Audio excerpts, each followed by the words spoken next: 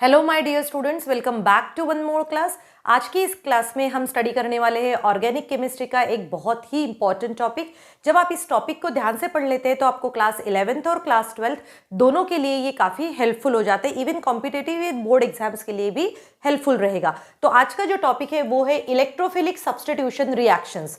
तो electrophilic substitution reactions मतलब क्या होता है कि हम किसी एक इलेक्ट्रोफाइल को ऐड करते हैं रिएक्शंस के अंदर, राइट। तो हम इलेक्ट्रोफिलिक सब्स्टिट्यूशन मतलब हुआ हमने इलेक्ट्रोफाइल लिया है। इलेक्ट्रोफाइल हमेशा पॉजिटिवली चार्ज्ड होता है, राइट। तो यहाँ पर देखिए, अब हम इलेक्ट्रोफिलिक सब्स्टिट्यूशन रिएक्शंस की जब बात करते हैं तो हमारे पास में यहाँ पर 5 types of electrophilic substitution reaction होती है और इन्हीं 5 टाइप्स को हम क्लास 11th में भी पढ़ते हैं, क्लास 12th के भी सभी ऑर्गेनिक केमिस्ट्री के चैप्टर्स में पढ़ते हैं। तो कौन कौन सी रिएक्शन है ये? सबसे पहली रिएक्शन जो है वो है हैलोजिनेशन।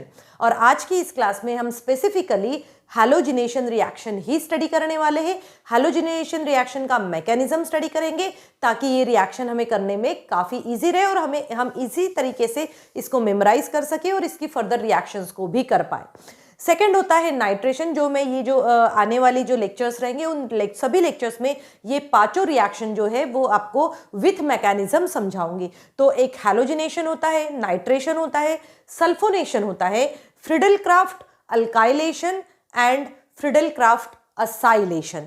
तो ये है हमारी 5 इलेक्ट्रोफिलिक सब्स्टिट्यूशन रिएक्शंस, जिसमें से आज हम जो स्टार्ट करने वाले हैं वो है हैलोजिनेशन रिएक्शन। तो जैसे कि इसमें नेम दिया गया है हैलोजिनेशन।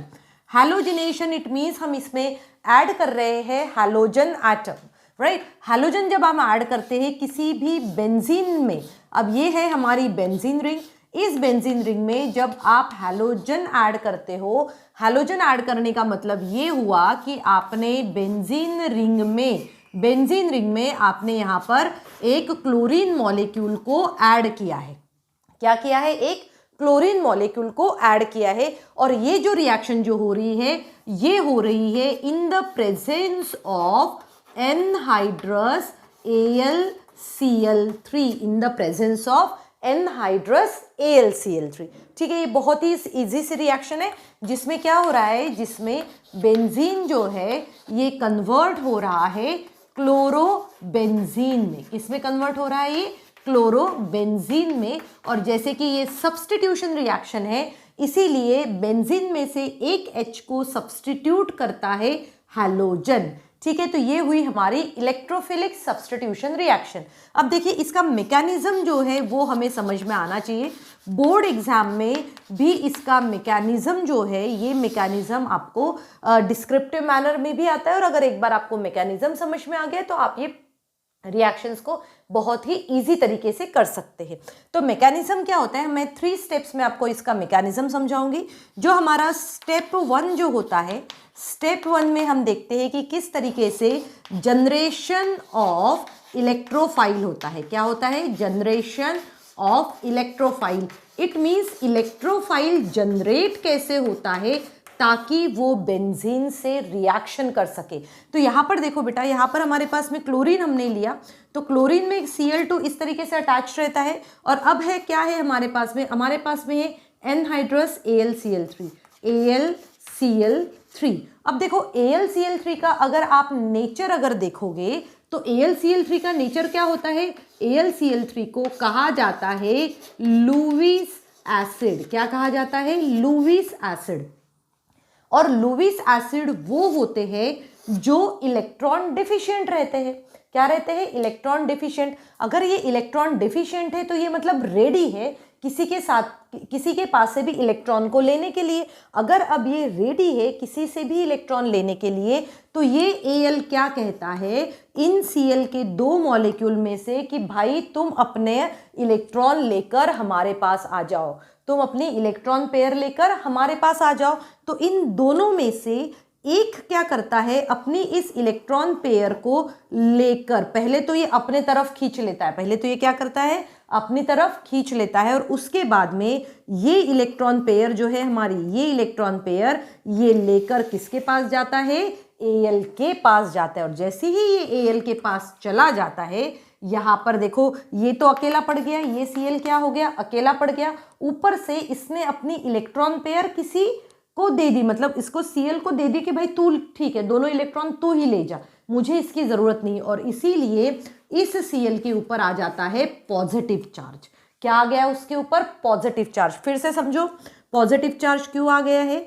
पॉजिटिव चार्ज वो इसीलिए आया है क्योंकि ये जो इलेक्ट्रॉन पेयर है, ये इलेक्ट्रॉन पेयर इस क्लोरीन ने ली, और अगर इस क्लोरीन ने ली है तो इस क्लोरीन के ऊपर क्या आ जाता है? Positive charge. और ये जो AlCl जो है, इसने एक और क्लोरीन को अपने पास ले लिया, इसीलिए इसके ऊपर हो जाता है AlCl4, और जैसे कि इसने एक एक्स्ट्रा पेयर ली है इसीलिए इनके ऊपर आ जाएगा नेगेटिव चार्ज। क्या आ जाएगा इनके ऊपर? नेगेटिव चार्ज आ जाएगा। ये है हमारा स्टेप 1, और वो होता है जनरेशन ऑफ इलेक्ट्रोफाइल। सो बेटा आप सभी इसको ध्यान से समझिए, और फिर उसके बाद में आप खुद भी अपनी कॉपी में करके देख सकते हैं। अब देखो स्टेप 2 में क्या होता है? स्टेप 2 में होता है कि ये जो इलेक्ट्रोफाइल जो है, ये इलेक्ट्रोफाइल अटैक करता है बेंजीन रिंग की तरफ। ठीक है, ये इलेक्ट्रोफाइल किसके ऊपर अटैक करता है? बेंजीन रिंग की तरफ अटैक करता है। तो देखो ये अटैक कैसे करेगा और वो किस तरीके से कार्बोकैटायन फॉर्म करता है वो भी मैं आपको समझाती हूँ। ठीक है, तो अब देखो यहाँ पर ये क्लोरीन किसके पास जाएगा? बेंजीन के पास में जाएगा। और देखो बेंजीन की टेंडेंसी क्या होती है, यहाँ पर देखो ध्यान से समझो इसको। यहाँ पर डबल बॉन्ड है इस तरीके से, ये डबल बॉन्ड है। तो अब ये बेंजीन क्या करता है? बेंजीन देखता है कि भाई कोई Cl पॉजिटिव अपने पास आ रहा है, तो यहाँ पर क्या एक H तो ऑलरेडी है इसके पास में, ये अपनी इलेक्ट्रॉन पेयर बाहर निकाल लेता है। जैसे ही ये वाली इलेक्ट्रॉन पेयर बाहर आ जाएगी तो यहाँ पर देखो, यहाँ पर इस तरीके से यहाँ पर एक H ऑलरेडी है, ये इलेक्ट्रॉन पेयर बाहर आ गई तो ये इलेक्ट्रॉन पेयर बन गई, और ये Cl को जगह दे देते हैं बॉन्ड बनाने के लिए। अब देखो यहाँ पर Cl को जगह मिल गई। अब ये जो है इस तरीके से, यहाँ पर तो डबल बॉन्ड है। अब इस कार्बन ने क्या किया? इस कार्बन को अपनी इलेक्ट्रॉन पेयर, देखो ये कार्बन है, ये कार्बन है, यहाँ की इलेक्ट्रॉन पेयर यहाँ आ गई, मतलब इस कार्बन के ऊपर पॉजिटिव चार्ज आ गया। ठीक है, क्या आया? Positive charge. अब इस पॉजिटिव चार्ज को सेटिस्फाई करने के लिए वो क्या करते हैं? रेजोनेंस करते हैं। रेजोनेंस कैसे होता है? देखो अब इसको सेटिस्फाई करने के लिए ये इलेक्ट्रॉन पेयर यहाँ आ जाएगी। ठीक है, अभी देखो मैं यहाँ पर स्ट्रक्चर बना लेती हूँ, आप इसको ध्यान से समझो, और इसी तरीके से आप भी स्ट्रक्चर बनाओगे ताकि आपको ये अच्छे से समझ में आ जाए।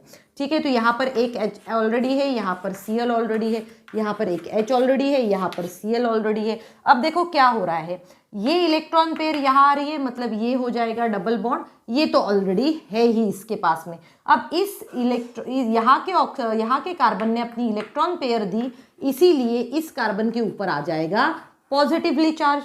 ठीक है, अब देखो इस कार्बन को सेटिस्फाई करने के लिए ये इलेक्ट्रॉन पेयर यहाँ आ जाती है। अगर ये इलेक्ट्रॉन पेयर यहाँ आ जाएगी तो ये इस तरीके से बन जाएगा बॉन्ड। कहा? ये इलेक्ट्रॉन पेयर यहाँ आ जाएगी तो ये बॉन्ड इस तरीके से बन जाएगा, और इसके ऊपर क्योंकि इस कार्बन ने अपनी इलेक्ट्रॉन पेयर दे दी है, इसीलिए इसके ऊपर क्या होता है? पॉजिटिव चार्ज आ जाता है। क्या होता है? पॉजिटिव चार्ज आता है। तो ये होता है स्टेप 2 में। तो स्टेप 2 में क्या हो रहा है? अटैक ऑफ, हम यहाँ लिख लेते हैं, हमने यहाँ पर नहीं लिखा तो हम लिखेंगे attack of electrophile. Attack of electrophile होता है यहाँ पर, है ना? अटैक ऑफ इलेक्ट्रोफाइल, यहाँ पर अटैक ऑफ इलेक्ट्रोफाइल हो गया। अब देखो जो स्टेप 3 जो होता है इसमें, ये तो हो गया हमारा स्टेप 1 और स्टेप 2। अब स्टेप 3 में क्या हो रहा है? देखो यहाँ पर हमारा स्टेप 3 होगा। यहाँ पर देखो ये क्या है? रेजोनेटिंग स्ट्रक्चर है, जो कि हमेशा ड्रॉ करने पड़ते हैं ताकि उसके ऊपर जो चार्ज जो है वो स्टेबिलाइज्ड हो जाए। अब देखो यहाँ पर इसको स्टेबिलाइज करने के लिए, इस कार्बन को स्टेबिलाइज करने के लिए हम चाहे तो इसको इस तरीके से भी लिख सकते हैं। यहाँ एक H हो गया, यहाँ Cl हो गया है, और ये देखो ये इस तरीके से स्ट्रक्चर बनाए, यहाँ पर ये पॉजिटिव चार्ज है। अब इसको स्टेबिलाइज करने के लिए ये जो इलेक्ट्रॉन पेयर इसको अंदर लाना पड़ेगा, और यहाँ पर ऐसा ही होता है। जैसे ही ये इलेक्ट्रॉन पेयर यहाँ आ जाएगी और उसमें से H को रिमूव कर देंगे तो हमारे पास में यहाँ पर देखो कैसा स्ट्रक्चर बनेगा, ये इस तरीके से, यहाँ पर Cl, और देखो यही हमारा प्रोडक्ट है यहाँ पे। ठीक है, यही हमारा प्रोडक्ट यहाँ पर बना है, और ये H+ यहाँ पर साइड में निकल जाता है। तो ये जो हमारी स्टेप 3 जो है, ये है रिमूवल ऑफ प्रोटॉन। इसे क्या कहेंगे हम? रिमूवल ऑफ प्रोटॉन कहेंगे। तो इस तरीके से हमारा हैलोजिनेशन रिएक्शन जो है मैकेनिज्म स्पेशली 3 स्टेप में होता है, स्टेप 1, स्टेप 2 एंड स्टेप 3। सो बेटा जब हम ये सभी जब रिएक्शंस पढ़ेंगे तो इन रिएक्शंस में भी 3 स्टेप में हम ये रिएक्शन पढ़ेंगे। और आपको याद रखना है कि इन सभी इलेक्ट्रोफाइल में सबसे इंपॉर्टेंट और सबसे मेन जो स्टेप होती है वो होती है हमारी step 1 and that one is generation of electrophile. So next class में हम ये बाकी सभी रिएक्शन देखेंगे। आई होप आज की क्लास में मैंने आपको जो भी समझाया वो आपको अच्छे से समझ में आ गया होगा। Thank you students and have a good day ahead.